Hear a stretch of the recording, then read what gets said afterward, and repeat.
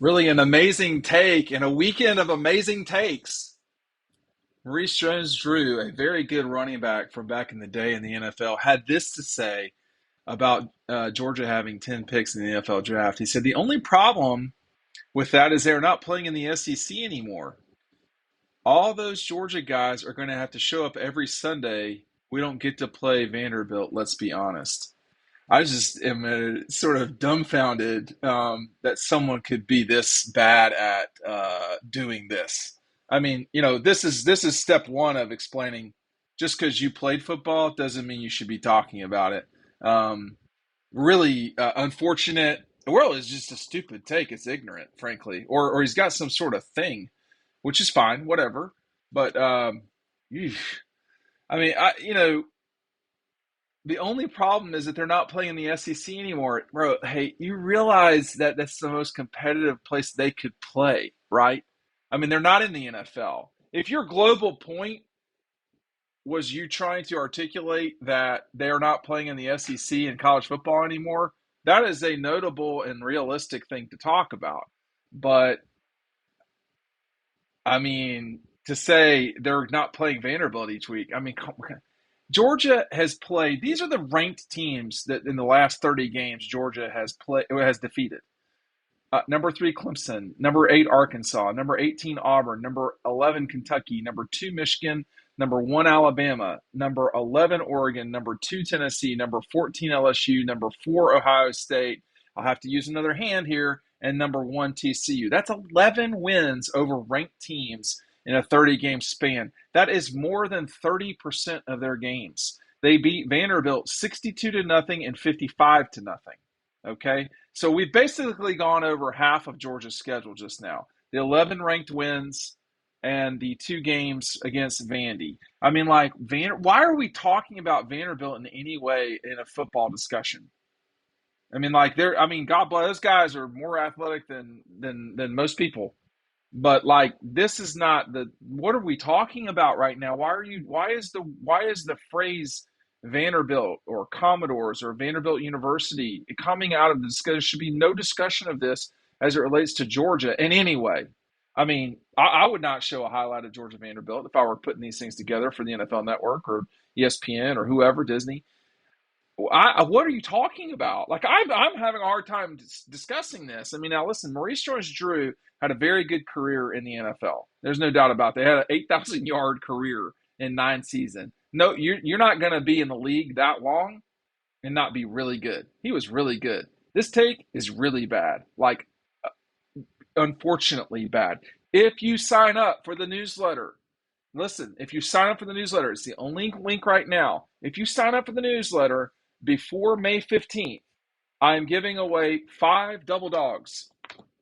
The only way to get the free 5 double dogs is to be a new person on the email list. Sign up right now. You have been warned. It's the only link below. What are we talking again? So from the article written on the site, the SEC had more players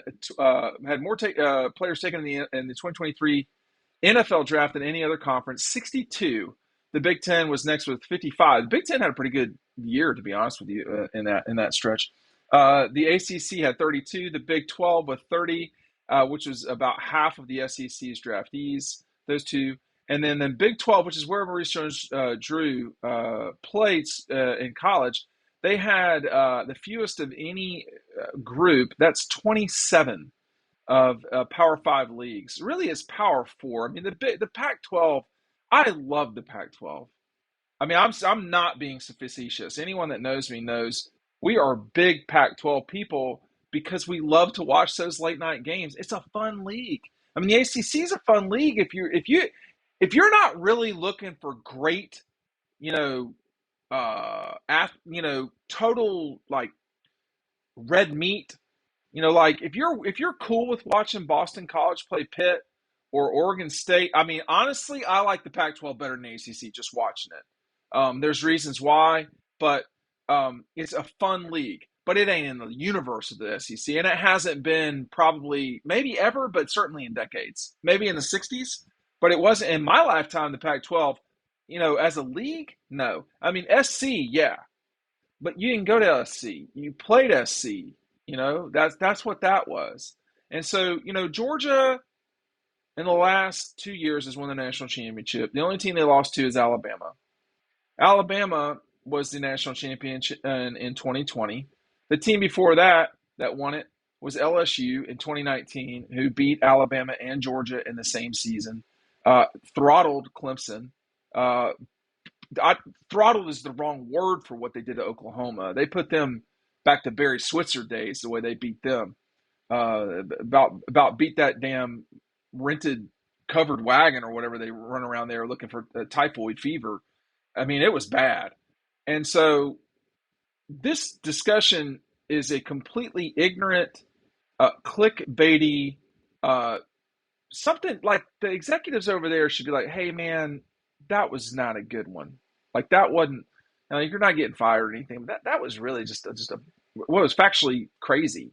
They don't play Vanderbilt every week. I know we're dealing with hyperbole, but you don't get to play Vanderbilt. No, but you get to play the Jags,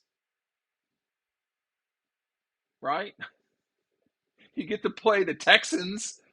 You get to play in that beat up AFC South. Like there's bad teams in the NFL. Like they all got men, but there's bad teams in the NFL too. And Vanderbilt's gotten better.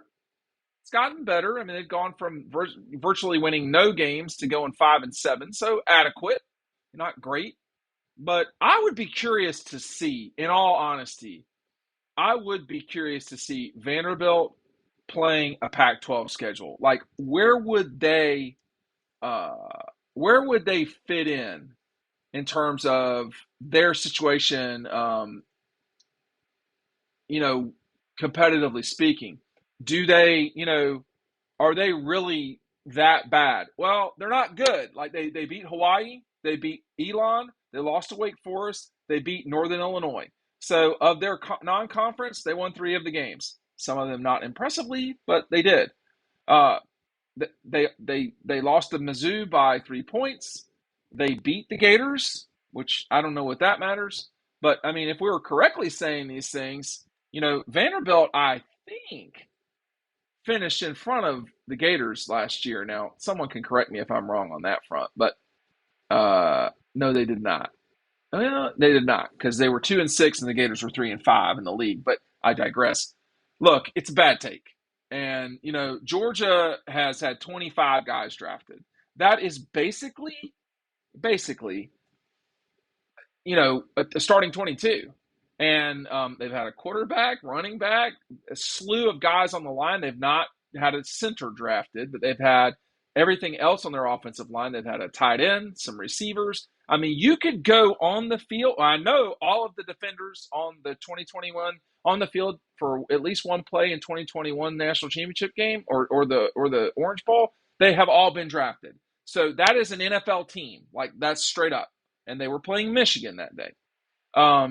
Offensively, I know they have not graduated as center. I mean, if I'm guessing, Jamari could play center. And there's more guys that are going to get drafted. I mean, Xavier Truss, certainly Mims, Brock Bowers says hello. There's a slew of guys, Javon Bullard, both of the inside linebackers.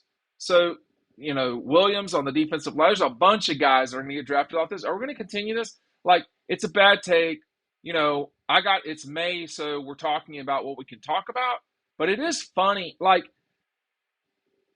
the one thing to me is, as a person who has been doing this longer than when Maurice Jones-Drew was even starting in the NFL, as a person who's done this and had no credibility 20 years ago, no reason to have credibility. When you do stuff like this, it makes you sound like you don't know what you're talking about.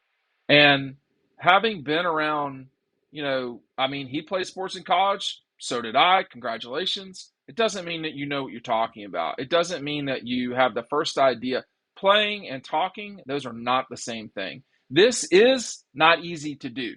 I know people think, oh, well, you got to be well informed.